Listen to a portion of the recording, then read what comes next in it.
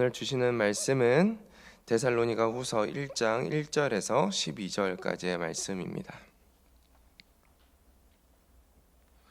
우리 한 절씩 교독하시고 마지막 12절 함께 읽도록 하겠습니다. 바울과 실루아노와 디모데는 하나님 우리 아버지와 주 예수 그리스도 안에 있는 데살로니가인의 교회에 편지하노니 하나님 아버지와 주 예수 그리스도로부터 은혜와 평강이 너희에게 있을지어다.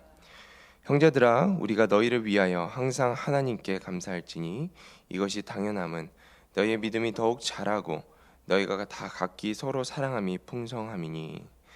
그러므로 너희가 견디고 있는 모든 박해와 환난 중에서 너희 인내와 믿음으로 말미암아 하나님의 여러 교회에서 우리가 친히 자랑하노라. 이는 하나님의 공의로운 심판의 표요 너희로 하여금 하나님의 나라에 합당한 자로 여김을 받게 하려 함이니 그 나라를 위하여 너희가 또한 고난을 받느니라. 너희로 환난을 받게 하는 자들에게는 환난으로 갚으시고 환난을 받는 너희에게는 우리와 함께 안식으로 갚으시는 것이 하나님의 공이시니 주 예수께서 자기의 능력의 천사들과 함께 하늘로부터 불꽃 가운데 나타나실 때 하나님을 모르는 자들과 우리 주 예수 복음에 복종하지 않는 자들에게 형벌을 내리시니니 이러한 자들은 주의 얼굴과 그의 힘의 영광을 떠나 영원한 멸망의 형벌을 받으리로다. 그날에 그가 강림하사 그의 성도들에게 영광을 받으시고 모든 믿는 자들에게서 놀랍게 여김을 받으시리니 이는 우리의 증거가 너에게 믿어졌음이라. 이러므로 우리도 항상 너희를 위하여 기도함은 우리 하나님이 너희를 큰 부르심에 합당한 자로 여기시고 모든 선을 기뻐함과 믿음의 역사를 능력으로 이루게 하시고 우리 하나님과 주 예수 그리스도의 은혜대로 우리 주 예수의 이름이 너희 가운데서 영광을 받으시고 너희도 그 안에서 영광을 받게 하려 함이라. 아멘. 네. 바울은 데살로니가 전서를 통해서 예수 그리스도의 재림과 종말에 대해서 잘못 이해하고 있는 부분들에 대해서 짚어주며 이제 오해를 이제 바른 이해로 변화시키고자 했습니다. 그래서 사도 바울이 데살로니가 전서를 통해서 이제 편지를 보냈는데 그랬음에도 불구하고 밤에 도둑같이 주께서 이를 것이다라고 했던 이 말을 잘못 곡해하여서 여전히 자신의 세대, 즉 자신이 살고 있는 그 시대에 예수 그리스도가 재림할 것이다 라는 생각을 가지고 있는 자들이 있었습니다.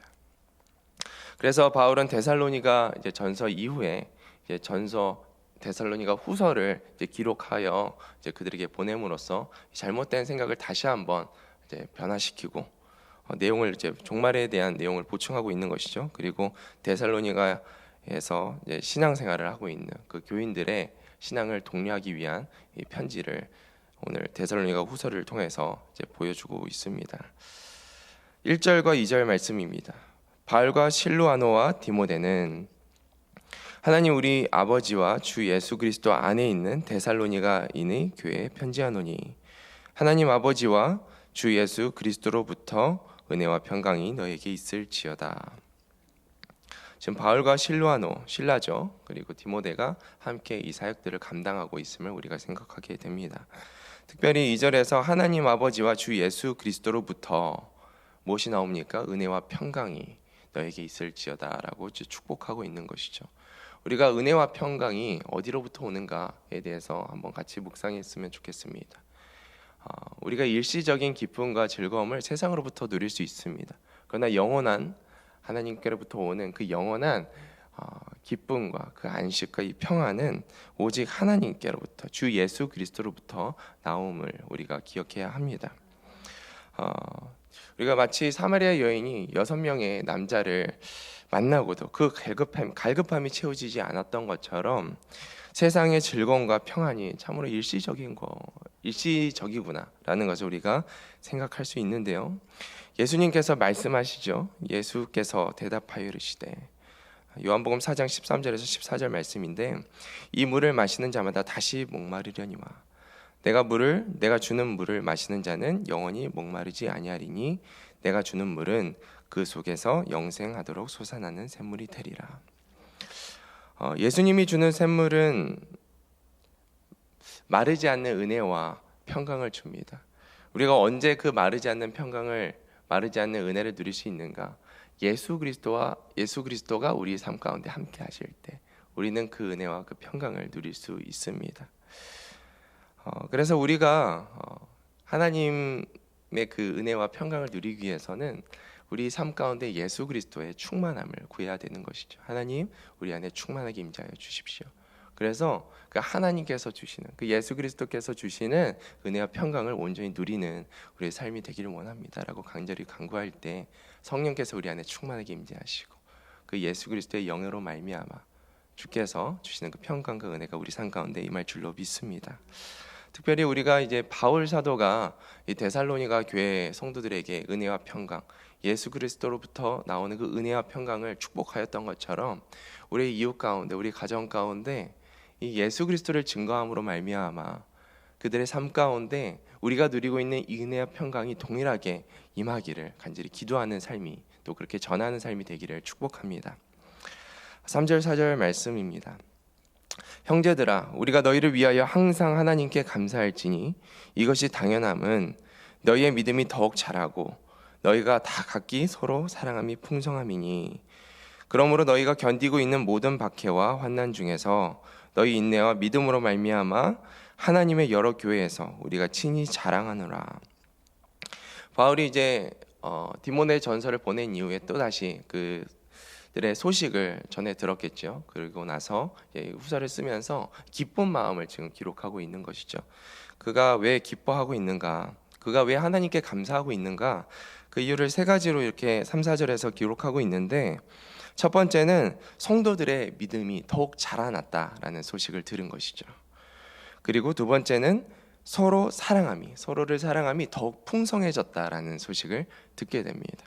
그리고 마지막으로 박해와 환난 가운데서도 그들이 신앙을 버리지 않고 잘 인내하고 그 믿음이 잘 견고하게 세워져 가고 있구나라는 소식을 들었기 때문에 지금 사도 바울이 하나님 앞에서 너무나 감사하다라고 고백하고 있는 것이죠. 그리고 더 나아가서 자신들이 사역하고 있는 교회마다 이 데살로니가 교인들의 칭찬을 그렇게 하고 있다라는 거예요. 너희들의 그 인내, 너희들의 그 고난 중에도 견디고 있는 그 인내와 그 믿음을 우리가 어딜 가나 칭찬하고 있다라고 그 기쁨을 사도 바울이 표현하고 있습니다.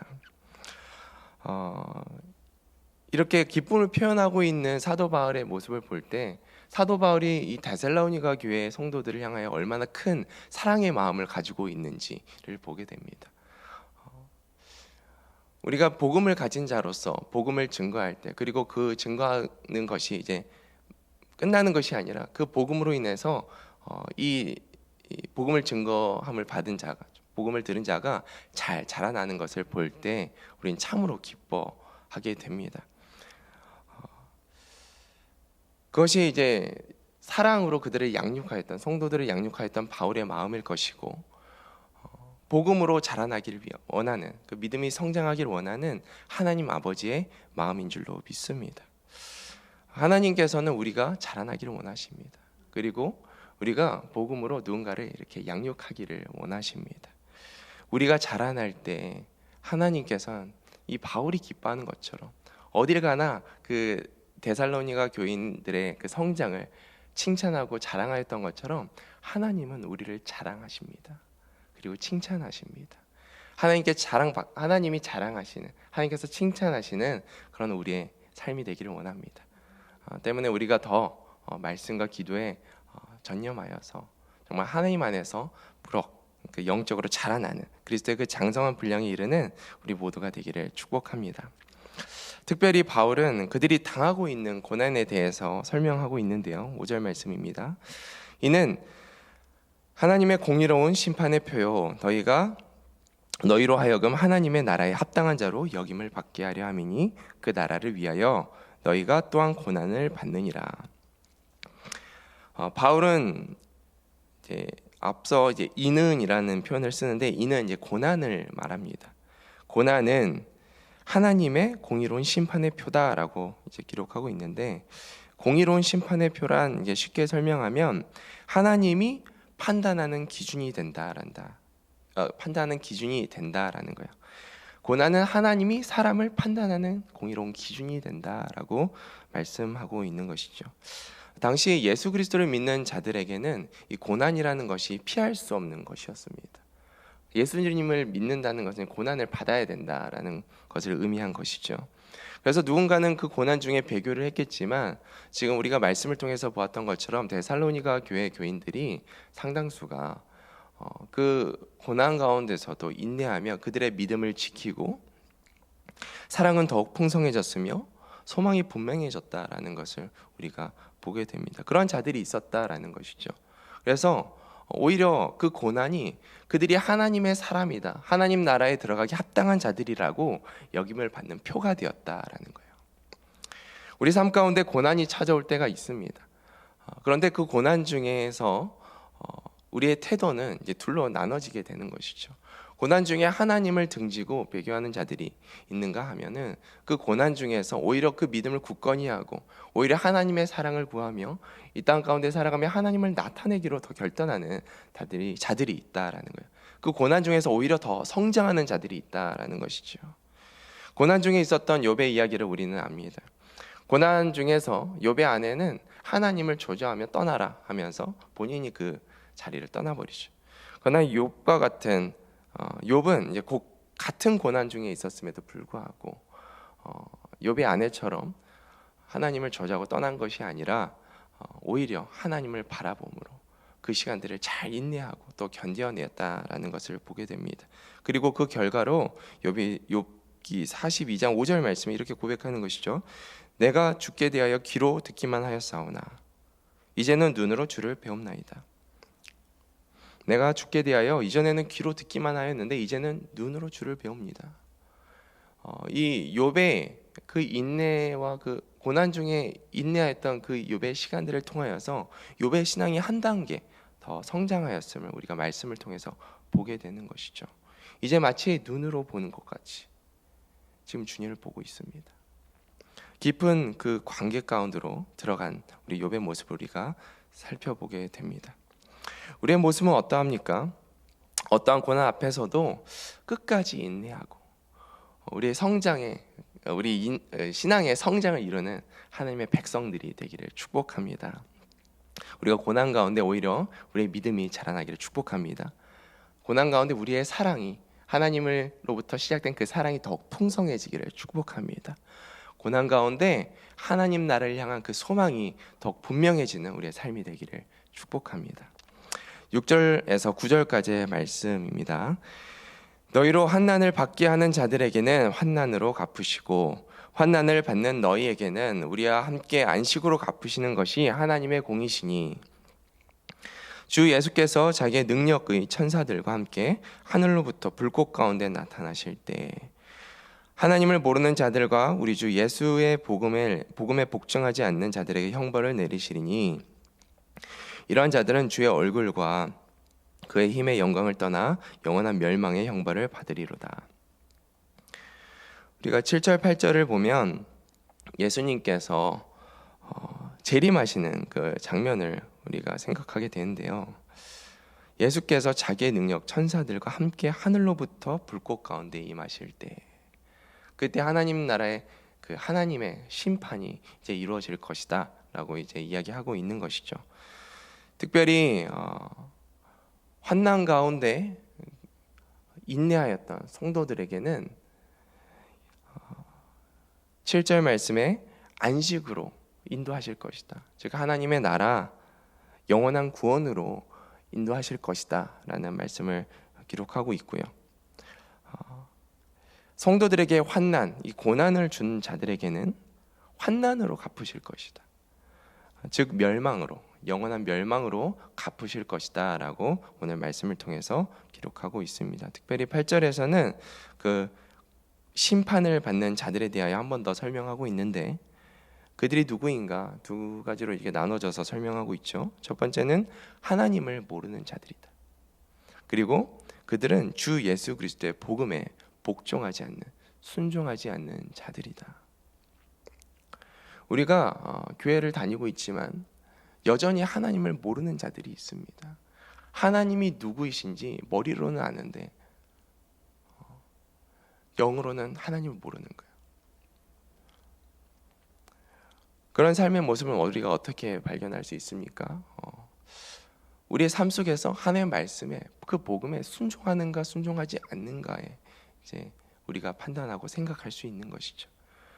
내가 내 삶 가운데 주어진 하나님의 그 복음의 말씀을 그대로 따라 순종하는가?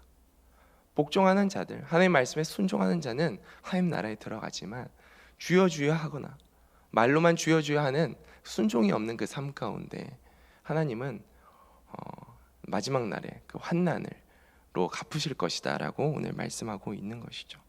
우리가 참된 믿음 안에서 살아가는 우리 모두가 되기를 축복합니다. 하나님 말씀에 순종하고 복음에 순종함으로 하나님 나라의 기쁨으로 들어가는 우리의 삶이 되기를 소망합니다. 10절 말씀입니다. 그날에 그가 강림하사 그의 성도들에게 영광을 받으시고 모든 믿는 자들에게서 놀랍게 여김을 얻으시리니 이는 우리의 증거가 너희에게 믿어졌음이라. 하나님께서, 예수 그리스도께서 강림하시는, 그 재림하시는 그날에 성도들에게 영광을 받으시고 또한 놀랍게 여김을 얻을 것이다. 이 놀랍게 여김을 얻을 것이다 라는 의미는 이제 찬송을 받게 될 것이다 라는 의미인데요, 예수님께서 재림하는 그날에 성도들을 통하여서 영광 받으시고 또 찬송 받으실 것이다 라고 오늘 10절 말씀에서 기록하고 있는 것이죠. 이 성도들 누구입니까?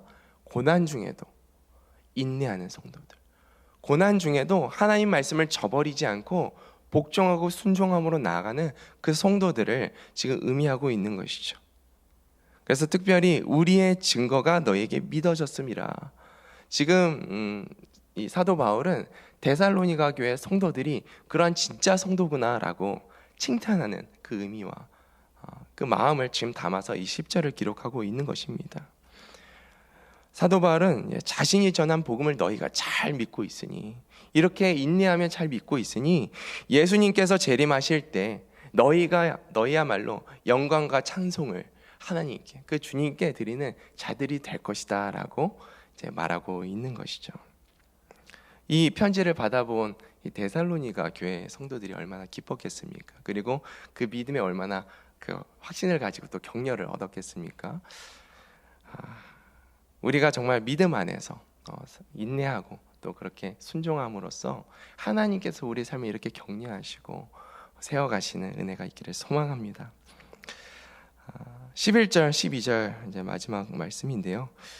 이러므로 우리도 항상 너희를 위하여 기도함은 우리의 하나님이 너희를 그 부르심에 합당한 자로 여기시고 모든 선을 기뻐함과 믿음의 역사를 능력으로 이루게 하시고 우리 하나님과 주 예수 그리스도의 은혜대로 우리 주 예수의 이름이 너희 가운데서 영광을 받으시고 너희도 그 안에서 영광을 받게 하려 함이라. 아멘. 마지막으로 바울은 데살로니가 교회 성도들을 위하여서 기도하고 있다라고 기록하고 있습니다. 그 기도의 내용은 다음과 같죠. 하나님의 부르심에 합당한 삶을 살게 하소서. 하나님의 뜻을 하나님의 능력으로 이루게 하여 주시옵소서. 그리고 이들의 삶을 통하여서 예수 그리스도가 영광을 받게 하시고 이들도 예수 그리스도 안에서 영광 받게 하여 주시옵소서라는 이런 기도를 지금 하고 있는 것이죠. 여러분, 성도의 삶이 무엇입니까? 성도의 삶은 내가 원하는 그 삶을 사는 것이 아니라 앞서 말씀을 보았던 것처럼 정말 말씀에 복종함으로써 하나님의 뜻을 따라 삶으로 우리 안에 내주하시는 그 하나님이 우리의 삶을 통하여 나타나는 그런 삶을 사는 것이 성도의 삶인 줄로 믿습니다. 특별히 이 하나님의 부르심, 하나님의 뜻을 따라 사는 그 삶의 모습들에 대해서 오늘 이제 사도 바울이 이야기하고 있는데, 그들이 하나님의 그 부르심에 합당한 자로 살기를 원합니다라고 이제 요청하고 있는, 기도하고 있는 것이죠. 그런데 그 이후에 선과 하나님의 능력, 이 능력이라는 그 두 가지 단어에 좀 말씀을 묵상하며 주목하게 되었습니다. 우리가 하나님의 부르신 그 소명을 따라 사는 삶의 모습이 무엇일까? 그럼 우리 삶 가운데 하나님의 부르심과 그 소명을 발견해야 하지 않겠습니까? 그 부르심과 그 소명을 발견하는 그 두 가지 또 지표는, 첫 번째는 그 소명을 따라 행할 때 하나님께서 주시는 가장 큰 그 기쁨이 있다라는 거예요. 다른 일을 하는 그 어느 때보다 하나님의 부르신 그 소명을 따라 살 때 하나님께로부터 시작되는 그 기쁨이 우리 안에 있다라는 거예요. 그래서 우리가 하나님, 내 생각대로 사는 것이 아니라 하나님의 그 생각대로 하나님 부르심에 맞는 삶을 살 때 우리 삶 가운데 그 기쁨, 하나님께로부터 부어지는 그 기쁨이 발견되어지는 줄로 믿습니다. 두 번째는 내가 하나님의 그 부르심, 그 소명을 따라 살아갈 때에 하나님의 능력이 부어진다라는 거예요. 나의 힘과 나의 능력으로 그 일들을 감당하는 것이 아니라 특별히 하나님께서 그 일을 위하여, 그 일을 감당하기 위해서 특별히 기름 부어 주신다라는 거예요. 그래서 그 능력을 통하여서 하나님의 역사하심, 하나님의 살아계심이 우리 삶을 통해서 그 부르심에 합당한 삶을 살 때 나타난다라는 거예요. 우리 삶을 점검하기를 소망합니다. 정말 내가 하나님의 부르심에 합당한 삶을 살고 있는가? 그래서 우리 삶 가운데 하나님께로부터 부어지는 기쁨과 하나님께로부터 부어지는 그 능력이 우리 삶을 통해서 드러나고 있는가? 이렇게 점검하며 하나님, 나의 삶 가운데 하나님의 부르심, 하나님의 소명을 따라가는 그 하나님의 부르심에 합당한 삶을 살기를 원합니다. 그렇게 간절히 기도하고 또 그 부르심을 따라 살아가는 우리 모두가 되기를 축복합니다. 기도하겠습니다. 하나님, 우리가 데살로니가 교회 성도들을 통하여서 고난 중에서 인내하며 고난 중에서 오히려 더 그들의 믿음이 성장하고 사랑이 풍성해져 감을 보았습니다. 하나님, 우리 안에도 어떠한 상황 가운데 있을지라도 우리 믿음이 자라날 수 있는 진짜 믿음을 허락하여 주시옵소서. 정말 그리스도 안에서 거하며 인내하며 정말 하나님의 뜻을 이뤄가는 주의 백성들 되길 원합니다. 하나님, 우리 안에 인내하는 마음을 허락하여 주시고, 주님, 우리의 믿음이 자라나게 하시고 우리의 사랑이 더욱더 풍성해져 가게 하시고 하나님 향한, 하나님 나라를 향한 그 소망이 더욱 분명해지는 은혜를 우리 안에 허락하여 주시옵소서. 특별히 하나님, 우리가 부르심에 합당한 삶을 살기를 원합니다. 하나님, 우리 안에 하나님께서 계획하신, 하나님께서 부르심 그 소명이 있는 줄로 믿습니다. 하나님, 우리 안에 우리 뜻을 따라가는 우리의 욕심을 버리게 하여 주시옵시고 정말 주 예수 그리스도의 영의 충만함으로 하나님의 부르심을 잘 분별하고 그 부르심 안에서 하나님께서 주시는 기쁨과 하나님의 능력이 우리 삶 가운데 차고 넘치는 은혜들을 우리 안에 허락하여 주시옵소서. 오늘도 주님 앞에 기도하며 나아갑니다. 예수 그리스도의 영으로 충만하게 하여 주시옵시고 하나님의 능력으로 살아가는 하나님의 자녀들 될 수 있도록 주님 축복하여 주시옵소서. 우리 구주 예수님의 이름으로 기도드립니다. 아멘.